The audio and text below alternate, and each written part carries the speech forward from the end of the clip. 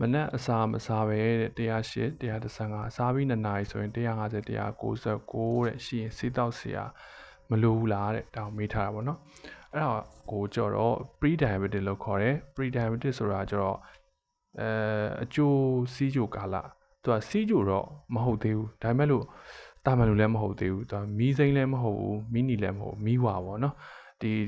အနီဘက်ကိုတန်းစရာရှိတယ်ကိုကမထိမ့်မဲနဲ့ဒီတိုင်းပဲဆက်နေမယ်ဆိုရင်စီးကျိုအဖြစ်ပြောင်းသွားနိုင်စရာရှိတယ်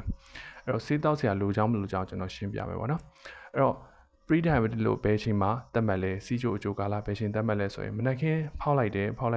100နေ125အထိရှိနေတယ်ဆိုရင်အဲ့ကြားမှာပြည့်နေတယ်ဆိုရင်ဒါ pre diabetic စီးကျိုအကျိုးသမားလို့ခေါ်တယ်နောက်တစ်ခု HbA1c စစ်လိုက်တယ်ပေါ့နော်စစ်လိုက်လို့ 5.7 နဲ့ 6.4 ကြားပေါ့နော်အဲ့ကြားလောက်ရှိနေတယ်ဆိုရင်ဒါလည်း pre diabetic လို့သတ်မှတ်တယ်အဲ့တော့စီးကျိုအကျိုးသမားတွေက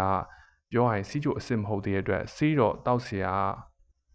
သိမလို့သေးဘူးအဲ့လိုပြောလို့ရတယ်ပထမဆုံးကျွန်တော်တို့ကနှစ်မျိုးနဲ့ထိန်းတယ်ပေါ့နော်နံပါတ်1ကကျတော့ဒီ lifestyle modification lifestyle change ပေါ့နော်အဲ့တော့ lifestyle အနေနဲ့ဘာတွေလုပ်ရမလဲဆိုရင် तू က၄ချိန်ခန်းကိုမိနစ်30လောက်လုပ်ရမယ်တစ်နေ့ကိုမိနစ်30နေ့တိုင်းလုပ်ရမယ်ဘာဖြစ်ဖြစ်လမ်းလျှောက်တာ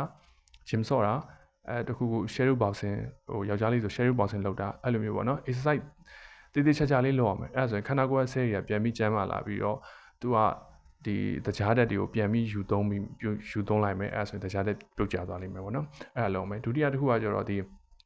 အစားအစာပေါ့နော်အစားအစာကိုတက်နိုင်ရင်ထမင်းကိုလျှော့စားမယ်ထမင်းကိုလက်တဆုပ်ပဲစားလို့ကျွန်တော်ပြောရပါတော့ဖြစ်နိုင်နည်းနည်းပဲစားမယ်ပြီးရင်အသားငါးများများစားမယ်အရွက်များများစားမယ်အဲ့ဒါလေးနေတိုင်းလုပ်ရမယ်အဲ့ဒီထက်ပိုပြီးဖြစ်နိုင်တယ်ဆိုရင်ဒီ16 shift fasting ဆိုတာကြားဦးမှာပဲဒီ8နာရီတွင်ကြိုက်တာစားပါတော့နေ့တစ်နေ့8နာရီအဲ့ဒါမှကျန်တဲ့16နာရီလုံးဝအငတ်နေရေတောက်လို့ရတယ်small meat သေးသေးလေးစားလို့ရတယ်အဲ့လို modification လုပ်အောင်ပဲပေါ့နော်အဲ့ဒါမှတတိယချက်ကကျတော့ဒီဘယ်လိုပြောမလဲ weight gain ပေါ့နော် obesity ရှိနေတယ်လူကတော့တိတ်တော်မဟုတ်အောင်ထင်ရတယ်ဒါပေမဲ့လို့ဘိုက်ကြီးကတအားဝနေတယ်ဟိုတကူလုံး obesity ဝနေတယ်ဆိုရင်တော့weight လျှော့ရမယ်ဘယ်လောက်ထိလျှော့ရမလဲဆိုရင်7% to 10% လောက်ထိလျှော့ရမယ်လို့ခေါ်တယ်ပေါ့ပြောတယ်ပေါ့နော်အဲ့တော့ကိုကအဝလွန်နေတာမလွန်လားသိချင်တယ်ဆိုရင်ဒီ browser မှာ BMI ဆိုပြီးတော့ရှာကြည့်ပါနော်ကို BMI ဘယ်လောက်လဲအဝလွန်နေရဆိုရင် weight ထိန်းရမယ်ပေါ့နော်ဒုတိယတစ်ခုကကျတော့ metformin ရောက်လာရပါတော့ဆေးတောက်စရာမလိုလားဆိုတော့ lifestyle ကိုတကယ်လုပ်တယ်ဆိုရင် तू က60%ထိထိန်းထားနိုင်တယ်လို့ပြောတယ်အဲ့ဒါဆိုရင်တိတ်မလို့metformin ရဲ့ထိန်းထားနိုင်စွမ်းကကျတော့စီးကြိုဖြစ်မပြောင်းအောင်တားနိုင်စွမ်းကကျတော့30% လောက်ပဲရှိရဲအဲ့တော့metformin တောက်ဖို့လိုမလို့ကတော့ဒါဆရာဝန်ပေါ်မူတည်တာပေါ့နော်ဆရာဝန်နဲ့ပြပြီးတော့